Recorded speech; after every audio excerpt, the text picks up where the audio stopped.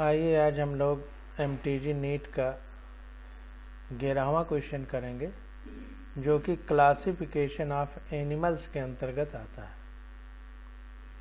तो 11वें क्वेश्चन में कह रहा है कि bilaterally symmetrical and acoelomate animal are exemplified by, कह रहा है द्विपार्श्व सममित होना चाहिए और सीलोम गुहा नहीं होना चाहिए। एसीलोमेट मतलब सीलोम नहीं होना चाहिए, प्रगुहा अनुपस्थित होना चाहिए। ऐसा कौन सा जंतु है जो 4 विकल्प दिए गए हैं। तो हमारा 11 का बी आंसर करेक्ट है। इसको देख लेते हैं।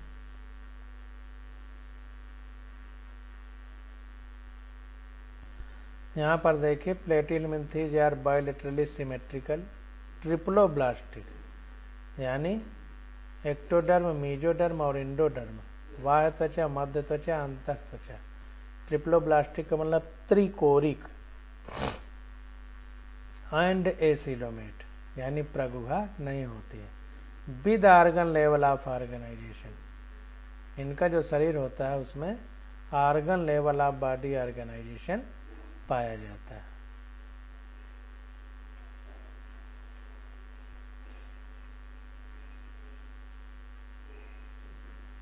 हम इसको थोड़ा सा NCERT में देख लेते हैं।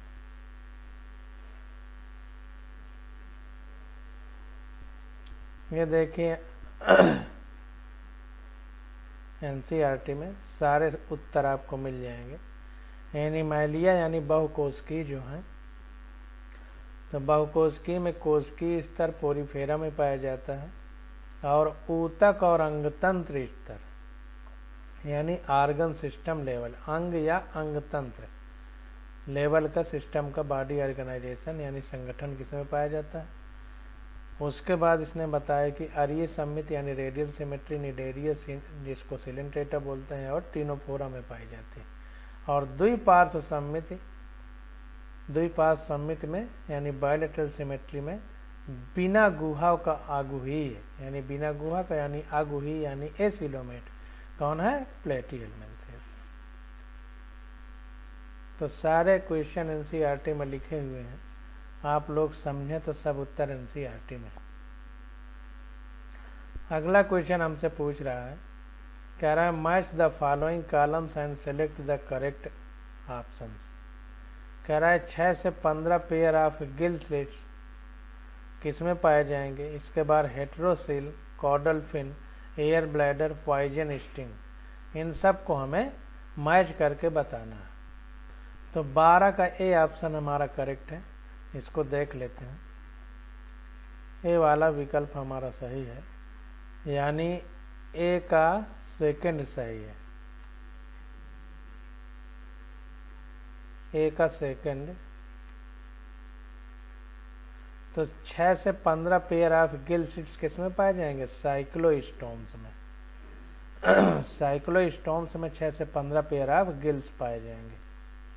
6 से 15 पेयर गिल स्लिट्स पाए जाएंगे इसमें साइक्लोस्टोम्स में। ए का सेकंड सही है और बी का थर्ड सही है, यानी हेट्रोसील कॉर्डल फिन किसमें पाया जाएगा, कॉन्ड्रिक्थिज यानी उपास्थल मछलियों में। और उपास्थल मछलियों का ही ये सब क्लास था, इसी को विभाजित किया गया था साइक्लोस्टोम्स में। अभी हम लोग देखते हैं। और एयर ब्लैडर, तो सी का 4 सही है। तो एयर ब्लैडर किसमें पाया जाएगा, ऑस्ट्रिक्थिज में। ऑस्ट्रिक्थिज में एयर ब्लैडर पाया जाएगा। पॉइजन स्टिंग किसमें पाया जाएगा, तो डी का फर्स्ट सही है। पॉइजन स्टिंग हमारा ट्राइगॉन में पाया जाएगा। ट्राइगॉन में पॉइजन स्टिंग पाया जाएगा। तो यहाँ पर देखें NCERT में वर्ग साइक्लोस्टोमेटा में 6 से 15 जोड़ी क्लोम छिद्र पाए जाते हैं।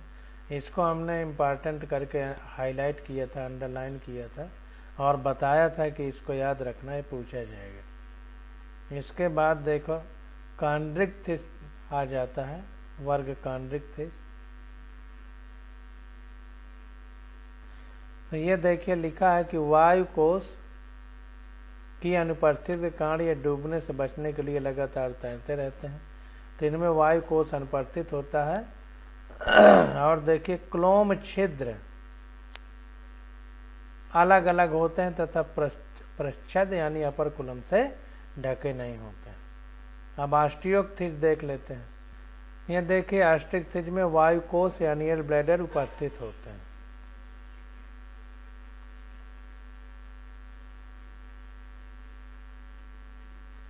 तो इस प्रकार से सारी चीजें एनसीईआरटी में लिखी हुई हैं, बस आपको समझने की जरूरत है।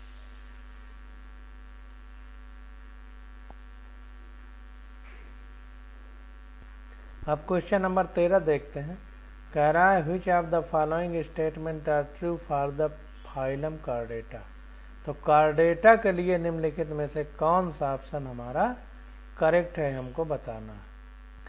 तो देखिए 4 विकल्प दिए गए हैं ए से डी तक, और इनमें से कौन सा सही है वो हमको बताना है। तो ये डी विकल्प हमारा सही है, बी और सी। तो बी देखते हैं। कह रहा है in vertebrata notochord is present during the embryonic period only. तो जो वर्टिब्रेटा होते हैं हमारे, उनमें जो नोटोकॉर्ड होती है वो केवल एम्ब्रियनिक स्टेज यानी भ्रूणीय अवस्था में ही प्रेजेंट होती है। ये चीज हम एनसीईआरटी में पढ़ चुके हैं। अगला कह रहा है सी वाला सही है, यानी central nervous system is dorsal and hollow. तो हमने पढ़ा था कि जो नोटोकॉर्ड है वो पृष्ठ रहती है डार्सल साइड में। तो डार्सल साइड में नोटोकॉर्ड रहेगी, तो सेंट्रल नर्वस सिस्टम भी डार्सल होता है और हॉलो यानी खोखला होता है। तो ये दोनों चीजें हम लोगों ने कार्डेटा में पढ़ी हैं। और चीजें इसमें गलत होंगी, जैसे कह रहा है in urochordata notochord extends from head to tail and it is present through their life. ये गलत है। यूरो का मतलब हमने बताया था कि पेशाब, जो यूरोलॉजी पढ़ा जाता है पेशाब से संबंध है। तो ये केवल पूंछ वाले रीजन में उसमें नोटोकॉर्ड पाई जाएगी। डी वाला कह रहा है chordata is divide into 3 sub phyla, hemichordata, tunichordata and cephalochordata. तो हेमिकार्डेटा, ट्यूनिकार्डेटा एंड सिफाइलोकार्डेटा कह रहा है, जबकि 3 सब फाइलम में कौन कौन से थे? यूरोकार्डेटा, हेमिकार्डेटा और सिफाइलोकार्डेटा। ट्यूनिकेटा नहीं था। तो इन सबको आंसर में देख लेते हैं। तो 13 का देखिए आंसर कह रहा है in urochordata notochord is present only in a larval tail. जो लार्वा होता है कार्डेटा में, यूरोकार्डेटा में जो होंगे, तो नोटोकॉर्ड उसमें केवल लार्वल स्टेज में और उसकी पूंछ में पाई जाती है। Phylum chordata is divided into 3 sub phyla, urochordata, tunicata and cephalochordata and vertebrata. इसका मतलब उसने सही लिखा था, बस एक चीज छोड़ दिया था। तो यूरोकार्डेटा को ही ट्यूनिकेटा कहते हैं। तो यूरोकार्डेटा, सिफाइलोकार्डेटा और वर्टिब्रेटा में हमने थोड़ा गलत बता दिया था, उसको सही कर लीजिए। हेमिकार्डेटा नहीं है। तो कार्डेटा के 3 भाग हो गए। यूरोकार्डेटा, उसी को ट्यूनिकेटा बोलते हैं, और सिफाइलोकार्डेटा दूसरा हो जाएगा, और वर्टिब्रेटा। तो 13 का डी ऑप्शन हमारा करेक्ट हो जाएगा। इसमें देखिए कामा करके ट्यूनिकेटा लिखा था, आर लिखना चाहिए। यूरोकार्डेटा, आर ट्यूनिकेटा, फिर सिफाइलोकार्डेटा और वर्टिब्रेटा। इतने ग्रुप थे, तो इसलिए डी वाला हमारा गलत हो गया था। अब 14 नंबर क्वेश्चन देखते हैं। कह रहा है match the following column and select the correct option. तो इसको मैच करना है और सही बात को हमें बताना है। तो देखिए 14 का बी नंबर क्वेश्चन ऑप्शन सही है, तो इसको देखते हैं। 14 का बी सही है, यानी ए का 4 हमारा करेक्ट है। तो इसको देखते हैं। Gregarious polyphagous pest, gregarious polyphagous pest. तो ग्रिगेरियस पॉलीफैगस पेस्ट किसमें पाया जाता है? स्टेरियाज में। स्टेरियाज जिसमें स्टार फिश आती है। तो इसको देख लेते हैं। तो देखिए ऐसा कुछ एनसीईआरटी में लिखा नहीं है। तो चूंकि लिखा नहीं है, केवल इकानोडर्मेटा यानी सल के युक्त प्राणी में इतना ही है कि जो इसके लार्वा होते हैं उसमें द्विपार्श्व सममित यानी बायलेटरल सिमेट्री होती है। और जब ये बड़े हो जाते हैं तो उनमें जो लार्वा होते हैं उसमें आरी यानी रेडियल सिमेट्री होती है। लार्वा में बायलेटरल सिमेट्री होती है और वयस्क में रेडियल सिमेट्री होती है। वयस्क इकाइनोडर्म अरीय समिति से सम्मित होते हैं, अरीय रूप से सम्मित होते हैं। तो वयस्क जो एडल्ट होता है उसमें रेडियल सिमेट्री होती है, जो इसका लार्वा होता है उसमें बायलेटरल सिमेट्री होती है, जबकि लार्वा द्विपार्श्वीय रूप से सम्मित होता है। तो इसको ध्यान देना। त्रिकोरिकी यानी ट्रिप्लोब्लास्टिक होते हैं और सीलोमेट होते हैं, प्रगुहा पाई जाती है। जल संवहन तंत्र यानी वाटर वेस्कुलर सिस्टम पाया जाता है।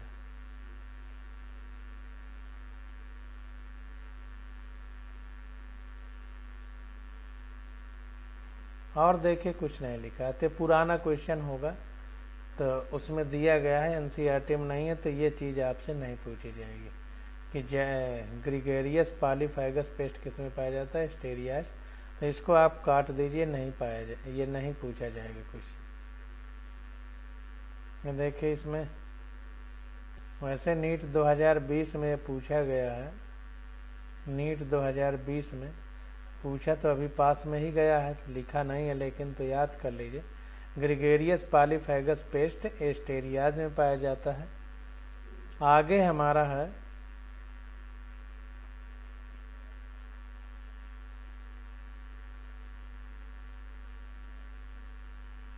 ये थोड़ा सा हम लोग गलत समझ रहे हैं।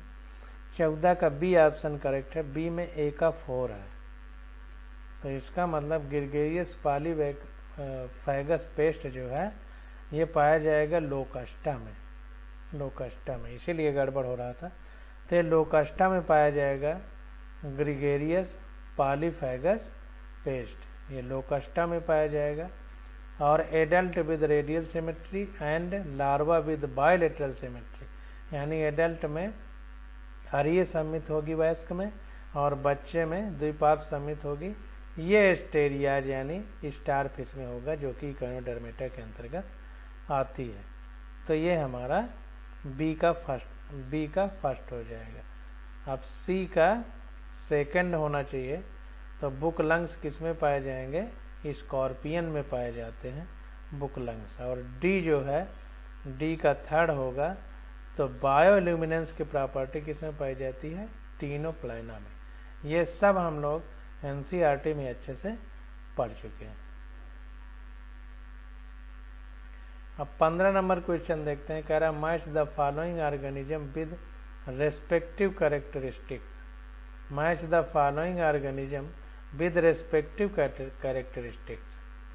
तो ये फिर ऑप्शन दे दिया है और पूछ लिया है कि कौन सा सही है।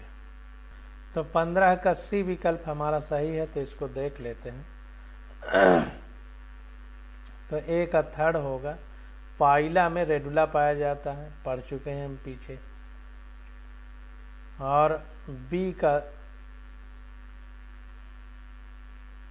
ए का थर्ड सही है, बी का चौथा सही है। तो बॉम्बिक्स जो कीट होता है उसमें मालपीगियन ट्यूब्यूल पाई जाती है। और सी का सेकंड सही है, यानी प्लूरोब्रैकिया जो होती है उसमें कॉम्ब प्लेट पाई जाती है, प्लूरोब्रैकिया में कॉम्ब प्लेट पाई जाती है। और डी का हमारा फर्स्ट हो जाएगा, यानी टीनिया में फ्लेम सेल्स पाई जाती है, टीनिया में फ्लेम सेल पाई जाती है। तो पाइला में रेडुला पाया जाएगा, बॉम्बिक्स में मालपीगियन ट्यूब्यूल पाई जाएगी, प्लूरोब्रैकिया में कॉम्ब प्लेट पाई जाएगी, और टीनिया में फ्लेम सेल पाई जाएगी। तो इसको याद रखना। ए का थर्ड पाइला, तो ये हो जाएगा हमारा सी वाला ऑप्शन। सारी चीजें एनसीईआरटी में दी गई हैं, कोई भी ऐसा नहीं जो एनसीईआरटी में ना हो। अब 16 नंबर क्वेश्चन देखते हैं। कह रहा है match the following genera with their respective phylum. तो ये विकल्प दे दिया है, इधर उनके फाइलम लिख दिया है, और इनको करेक्ट मैच करना है। तो 16 का बी वाला ऑप्शन हमारा करेक्ट है, तो इसको देख लेते हैं। तो कह रहा है बी में फर्स्ट का थर्ड है, यानी आफियूरा इकाइनोडर्मेटा के अंतर्गत आएगा, और 2 का चौथा होगा यानी फाइसेलिया हमारा सिलेंट्रेटा के अंतर्गत आएगा, और पिंगटाटा जो होगा हमारा ये मोलस्का के अंतर्गत आएगा, प्लेनेरिया जो होगा हमारा प्लेटीहेल्मिन्थीज के अंतर्गत आएगा। तो हमने बताया था कि पूरे एग्जाम्पल याद कर लीजिए कि कौन किस में है।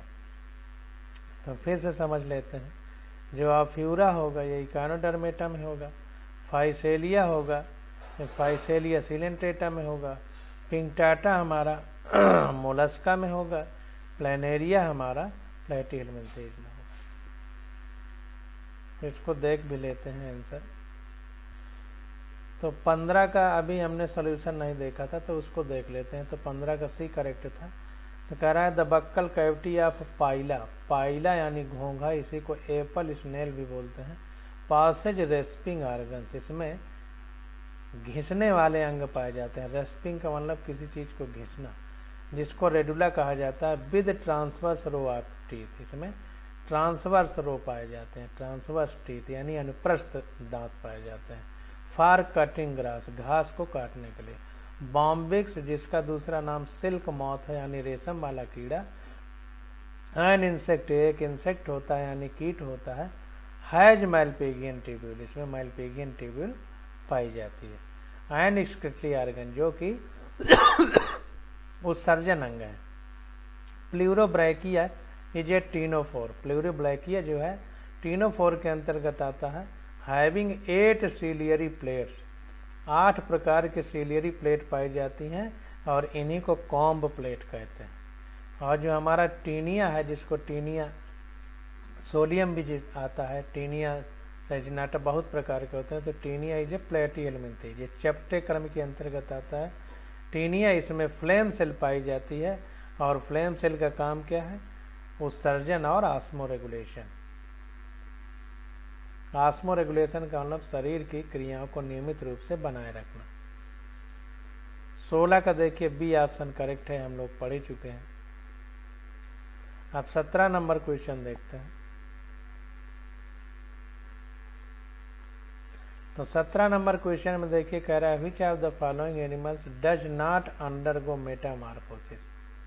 तो मेटामॉर्फोसिस के अंतर्गत इनमें से कौन सा जीव नहीं आता है, यानी मेटामॉर्फोसिस नहीं शो करता।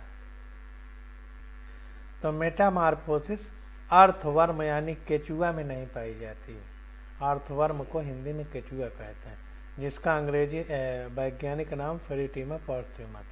तो सबसे पहले मेटामॉर्फोसिस को हम लोग समझ लेते हैं। तो आंसर में मेटामॉर्फोसिस दिया गया है। तो मेटामॉर्फोसिस का देखिए मतलब होता है कि जो लार्वा होता है, इसका बच्चा होता है, उससे वयस्क का बनना। तो जो भी प्रक्रियाएं होती हैं तो उन्हीं को मेटामॉर्फोसिस कहते हैं। अब इसको हम लोग देख लेते हैं।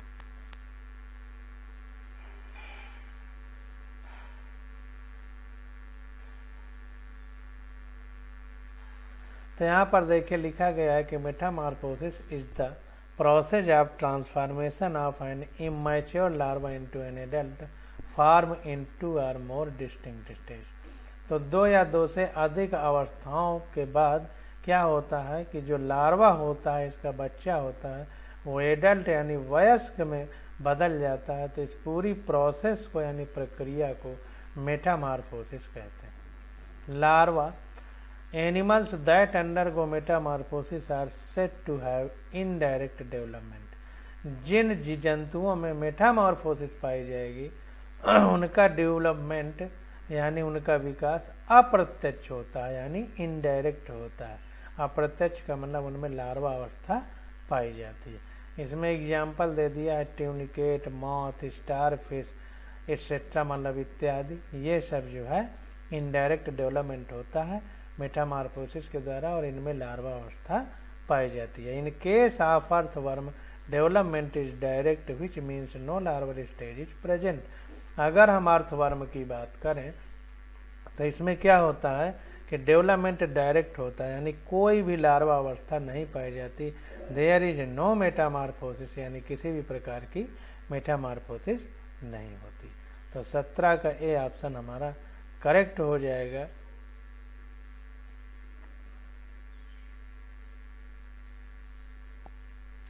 तो 17 का ए अर्थवर्म हो जाएगा जिसमें मेटामार्फोसिस नहीं होगी।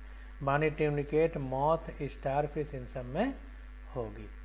अब 18 नंबर क्वेश्चन आ जाता है। तो कह रहा है identify the vertebrate group of animal characterized by crop and gizzard in its digestive system. तो कह रहा है कि 4 विकल्प दिए गए हैं। इन 4 विकल्प में वर्टिब्रेटा के अंतर्गत पाए जाने वाले जंतु को पहचान कीजिए जिसमें क्रॉप और गीजड़ पाया जाता है। क्रॉप और गीजड़ पाया जाता है, तो वो जीव हमको पहचाना है। तो 18 का सी विकल्प सही है, एवीज। एवीज का मतलब पक्षी। अब इसमें क्यों पाया जाता है, कैसा होता है, इसके बारे में हम लोग देख रहे हैं। तो यहाँ पर देखिए, the alimentary canal of bird have additional chambers. जो एलिमेंट्री कैनाल यानी खाना पचाने वाला पाचन तंत्र है, वो पाचन तंत्र की गुहा है, उसको एलिमेंट्री कैनाल बोलेंगे। और जो बर्ड में होता है तो उसमें एक एडिशनल यानी अलग से एक चैम्बर पाया जाता है जिसको क्रॉप और गीजड़ कहेंगे। क्रॉप क्या करता है, store and soften the food. ये क्या करता है कि खाना को स्टोर करता है और उसको मुलायम रखता है। जैसा आपने कबूतर में देखा होगा, खा के गला फुला लेता है, तो उसमें जो है ये जगह पाई जाती है, ये चैम्बर पाया जाता है। हाउएवर द गीजड़ help in crushing and churning the food. तो क्रॉप क्या करता है कि भोजन को इकट्ठा करता है, उसको मुलायम रखता है, और गीजड़ क्या करता है कि उसको क्रशिंग यानी पीसता है और चर्निंग यानी उनको चबाता है खाने को। तो ये काम होता है। तो 18 का सी विकल्प, एवीज पक्षियों में ये व्यवस्था पाई जाती है। तो 18 का सी ऑप्शन हमारा करेक्ट हो जाएगा। अब 19 नंबर क्वेश्चन देखते हैं।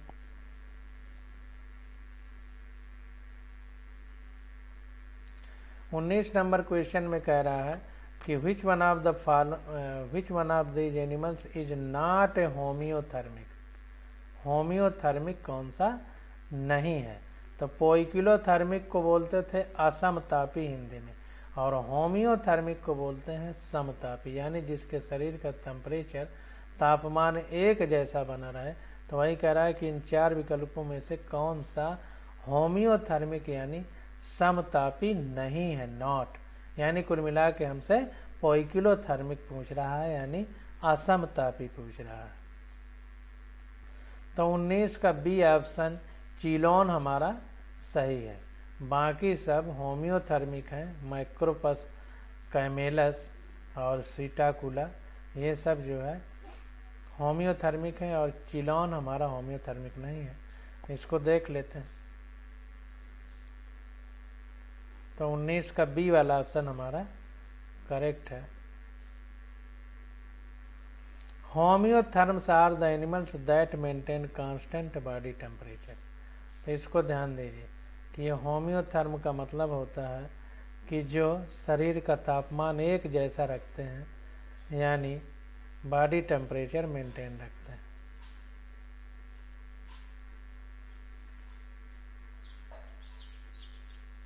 Irrespective of surrounding temperature by metabolic activity. तो कुल मिलाकर के होम्योथर्मिक अपना शरीर का तापमान एक जैसा रखते हैं, वातावरण का टेम्परेचर चाहे जो बदले। इसमें कौन कौन से आते हैं होम्योथर्मिक में, बर्ड आ जाता है और मैमल्स यानी पक्षी और स्तनधारी इसके एग्जाम्पल हैं, ये होम्योथर्मिक होते हैं। तो ध्यान दीजिए कि पक्षी और स्तनधारी के अलावा सब पोइकिलोथर्मिक होंगे।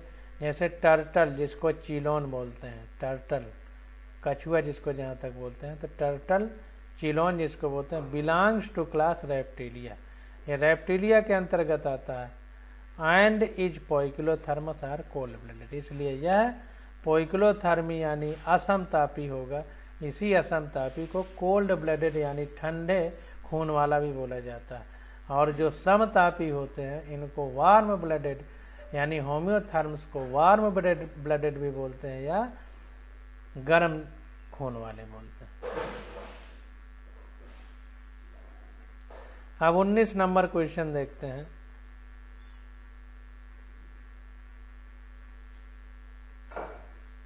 अब 20 नंबर क्वेश्चन देखते हैं।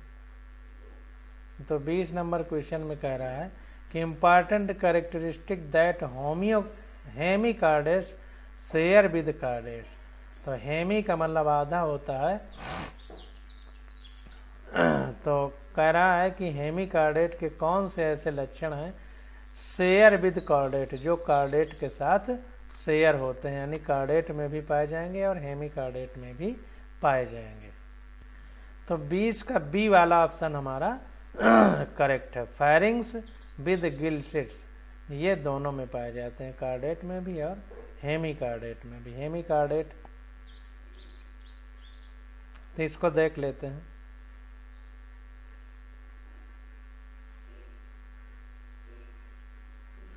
तो देखिए लिखा है an important characteristic that hemichordates and chordates share in presence of pharyngeal गिल्सिट्स।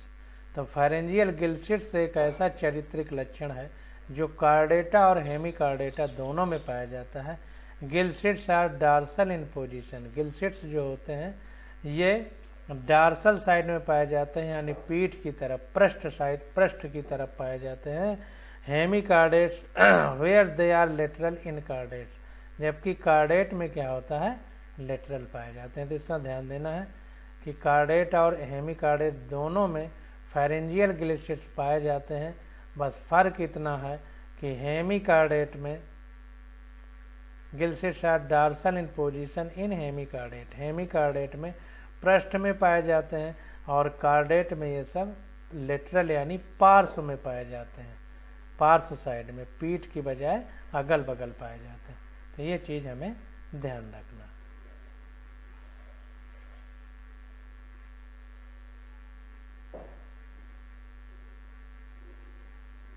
अब 21 नंबर क्वेश्चन आ जाता है। तो आज का लेक्चर बस यहीं तक। 21 नंबर क्वेश्चन अब हम लोग अगले लेक्चर में स्टडी करेंगे।